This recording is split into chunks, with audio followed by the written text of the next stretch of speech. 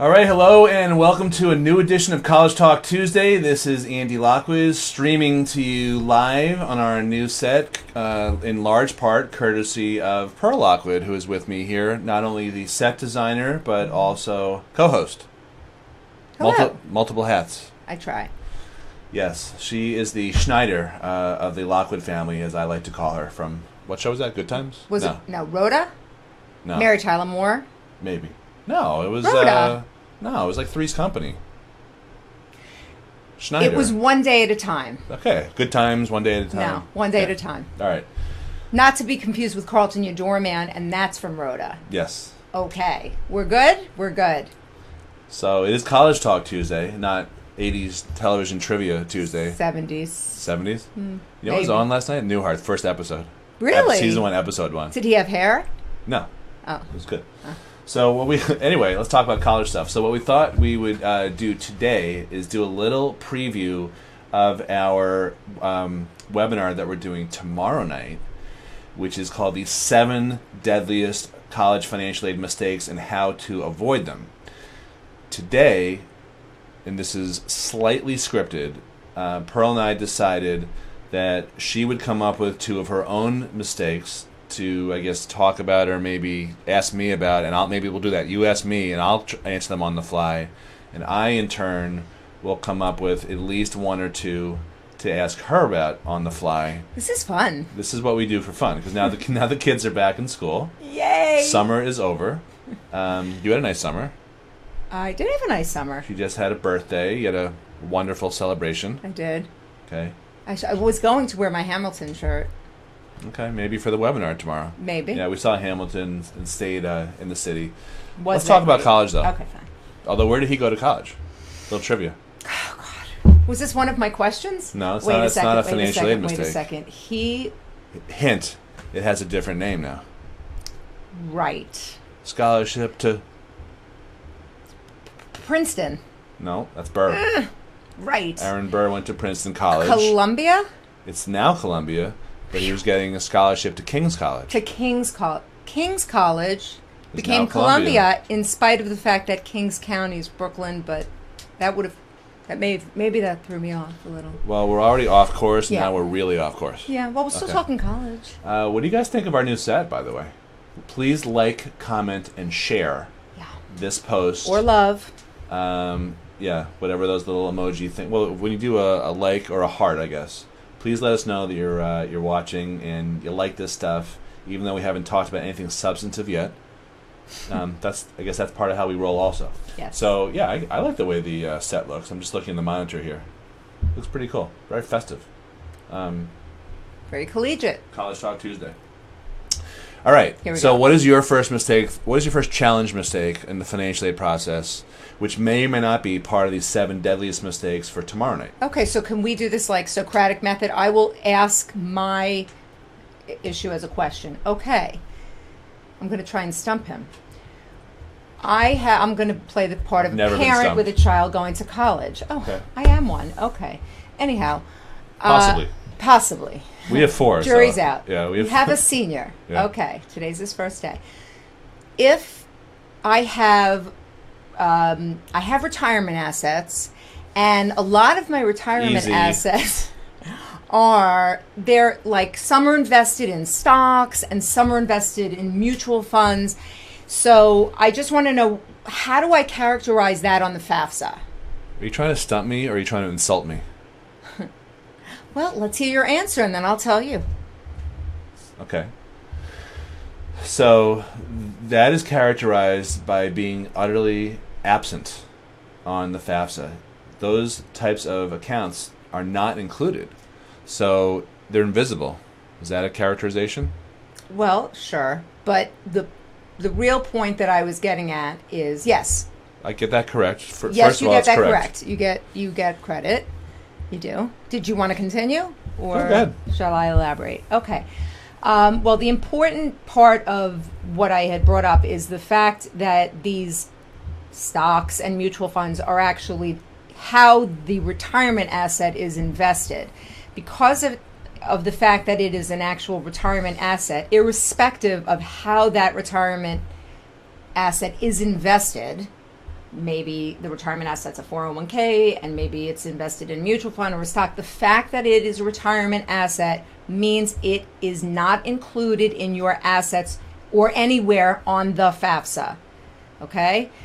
If you have straight old, plain old, run-of-the-mill stock portfolio, yes, that would be included under a parent asset on the FAFSA. And of course, the CSS profile, you would list it, and you would list these other retirement assets that I have characterized in such a way would be on the CSS profile as well, because that, which is another financial aid formula, does in fact require your retirement assets.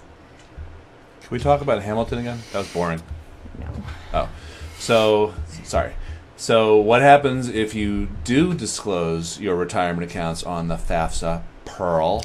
Well, if you do, you will artificially and unnecessarily inflate your expected family contribution. Which means what? Which means you will end up paying a lot more for school per year than you should be according to the financial aid rules. It means you will sabotage yourself. You will shoot yourself in the foot, You'll be much the real way bummed. Aaron Burr shot Hamilton in Weehawken, New Jersey. We're so circular. Yeah. Okay. You definitely, you gotta go with the Hamilton shirt tomorrow night. I will. And I'll do like a The tri-corner Hamilton 2016. tri-corner hat or something. Okay. Cool. Powdered wig, maybe? All right. So that was your mistake.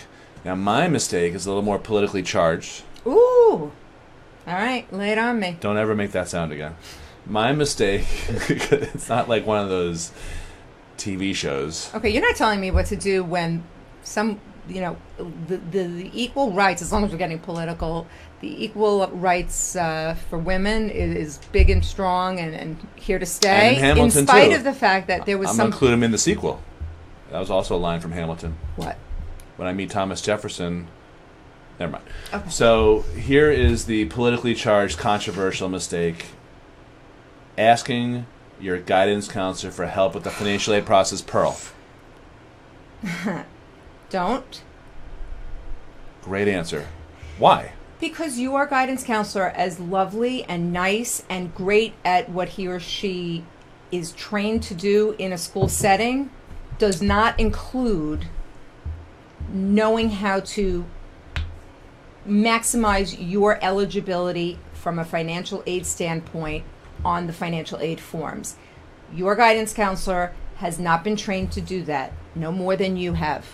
So guidance counselors, this is not a guidance counselor bash, are great at helping you with your schedule, at perhaps coming down with an initial list based on, I guess, the schools they're recommending with everybody else that has your GPA and your scores. But let's just keep it with financial aid. That is not what they're trained to do. That is not where you should ask for help. The average ratio of guidance counselor to students or student to guidance counselor is like 470 something to 1, and in New York where we are, it's like it's a little bit better. It's 400 to 1. So you might, I'm just messing around with the camera here. You might be able to get lucky. I think we were certainly lucky with our guidance counselor for our oldest son, but not in financial aid. They don't really. That's a nuance, very nuanced, very complicated field. We're constantly staying abreast of it and reading up on it and all that. And guidance counselors, accountants, many different types of people you would hope could ask you are really not equipped to be able to ask to help you with that process. That's right. Okay, mistake for you. I'm gonna mess around with the camera. Go ahead.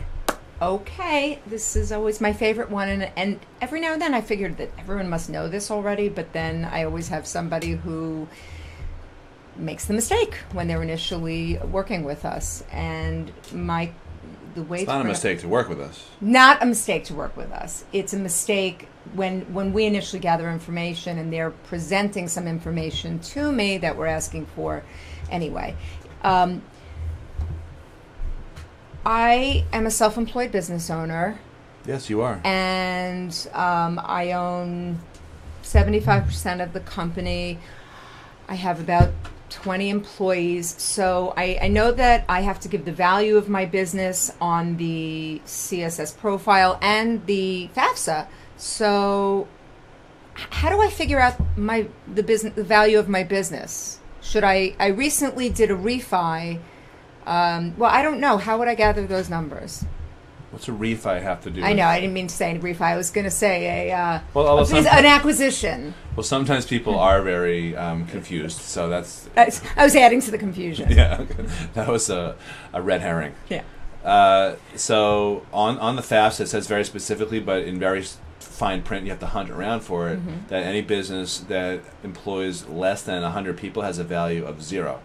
So, so the answer is that's the value you put down for FAFSA purposes. It's not necessarily what you may think your business is worth, and I'm sure you have a lot of those discussions with people. I do. People are very uncomfortable not putting a number. It's very funny, even though this is black and white.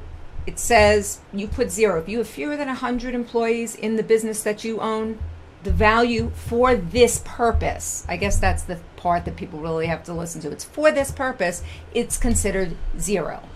Well, I also think that emotionally, no one really wants to be told that their business doesn't have any value. I'm worthless, exactly. Well, I mean, people, we know a lot of people who tie up their identity in certain outer trappings and things like that, and that's probably a whole nother shit. We can do another show. I'm trying to get you to your rant show, the Pearl Rant show. I know. So are you just trying to give me some tittillating?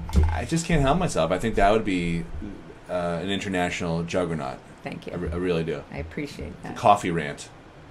5:30, 6 o'clock in the morning around here. Pearl and her sister, a lot of ranting. Anyway, so you can be as optimistic as you want, when you are in your business, if you're self-employed. But for financial aid purposes, that's the time to look as poor as possible, to plead poverty, and to be depressed on paper and follow the rules. And again, you tell the story of Tina, who. I usually tell the story, but she's a client of ours, retained us 2 years ago after she did the forms herself, and she got no money from a whole bunch of schools like NYU and Syracuse and a whole bunch of other schools. Private then schools. What happened? Then she just had a sense come probably May, after she'd gotten the award, they had already narrowed down where their daughter was going to attend, and which was NYU, which is notoriously pretty stingy in financial aid. So the fact that anything happened here was pretty remarkable. But against the odds, she just suspected that she had done something incorrect. And lo and behold, she had done just what we were speaking about with her business. She is a self-employed business owner.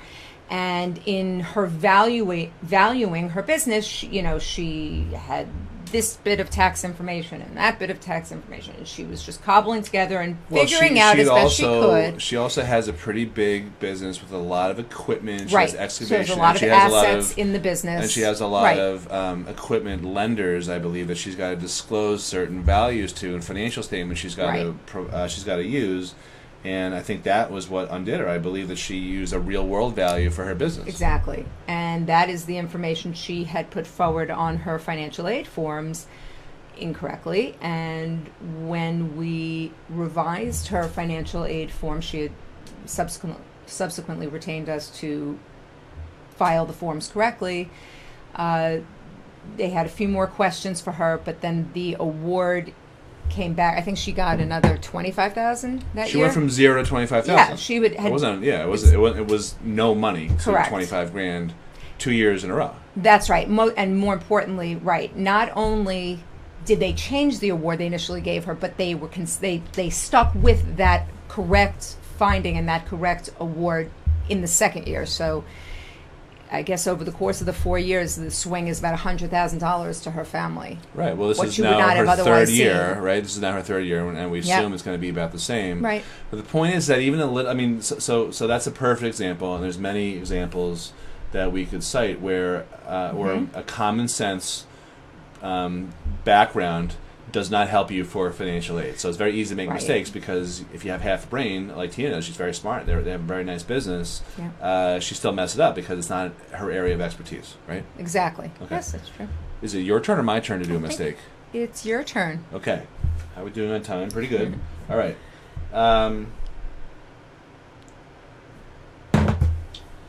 Lay it on me.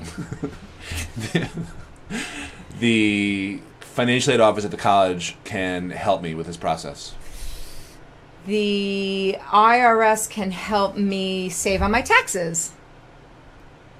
No, they can't.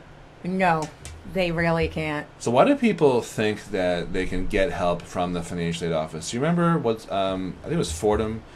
I think they probably will do it again this year. Don't they offer to complete FAFSAs for, we've even had some Yes. clients who hired us to do the forms for them, tell us after the fact Right. that they got help from the college, and you, of course, in your own demure way, expressed some sort of Regret. disagreement with their decision, and in fact, I think you corrected some mistakes at least one time. So why do colleges say they can help, and what's the problem with relying on them?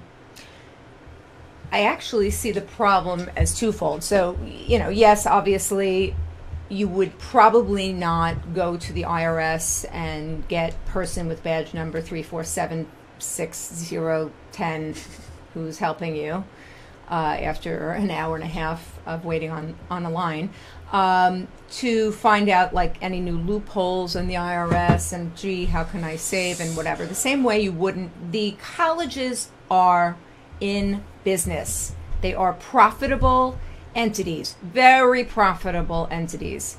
And yes, they do have endowments and they do have money to give away each year. However, they are in business to make money. So if they could find a way to give you less and have that for something else, I think that is what they're going to do.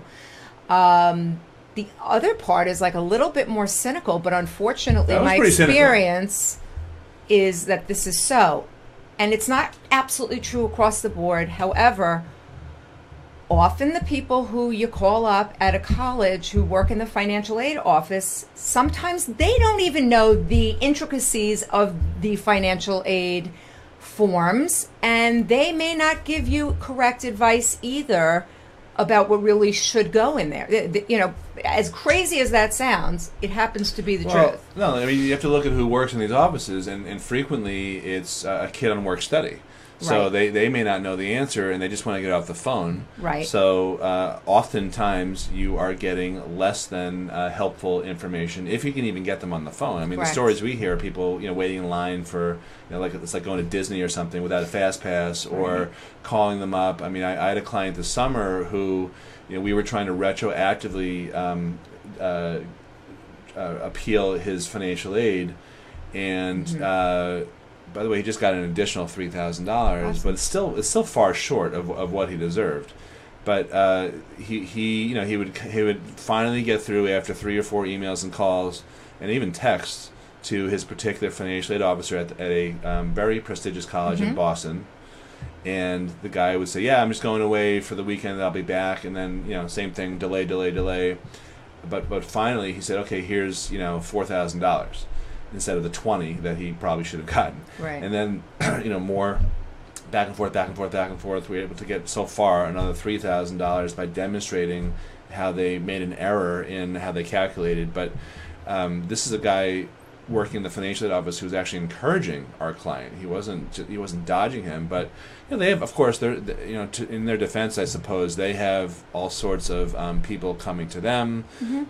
Phone ringing off the hook. They're 9 to 5. They don't really realize how critically important it is financially and emotionally for a lot of parents and families. Sometimes the extra money means the difference between being able to afford comfortably to send your child to the dream school that they deserve versus not.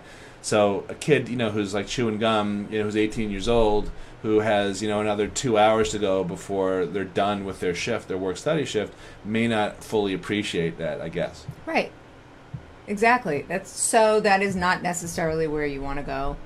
And some of it For might be your best cynical. answers. They have directives from their management that will be like, no, you can't give out any more money. I know they deserve Right. $24,000, but let's see if we can give them $14,000, and maybe they won't know the difference, even though in the formulas they deserve a lot more than what that we're offering.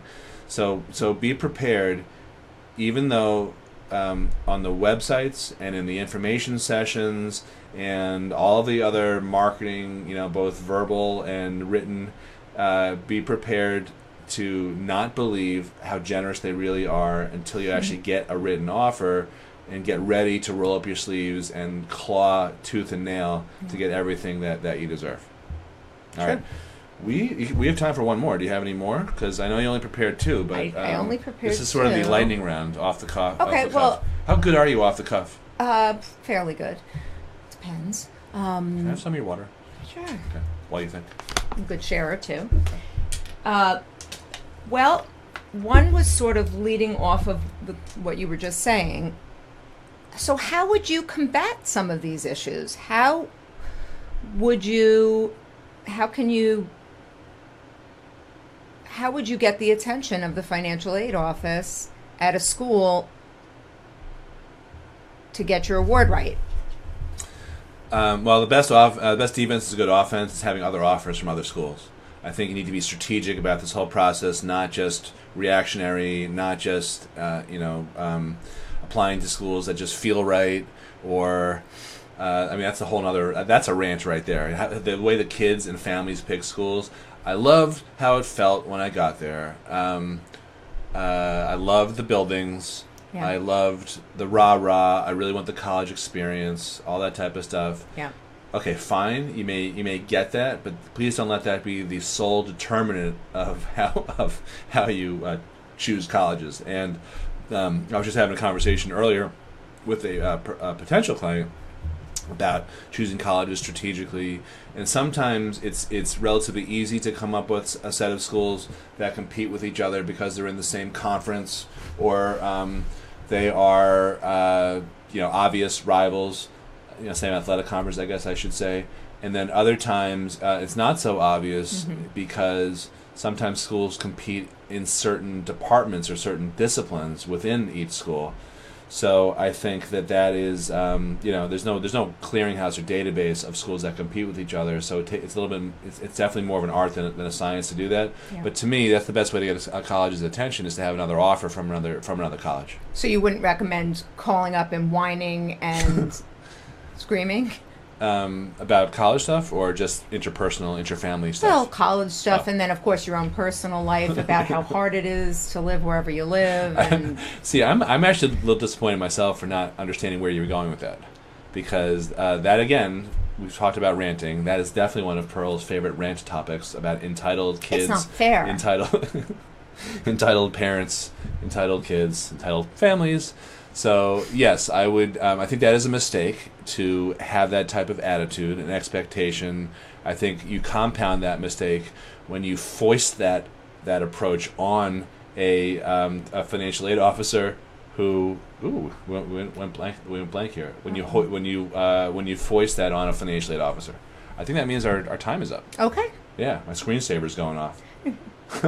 So, alrighty. So tomorrow. Yeah. So check us out tomorrow. You can register for tomorrow's webinar at cs4l.tv. That's collegesuccessforless.tv. I'll post that right here. And bring your questions. We have so far a little bit under 200 people registered. We're expecting to get another 100 or 200 or so. We'll do our best to keep up with your questions. Pearl, I'm looking forward to tomorrow night's webinar. Me too. All right. We're going to do something about the screensaver later. Yeah. All right. Bye-bye. Bye.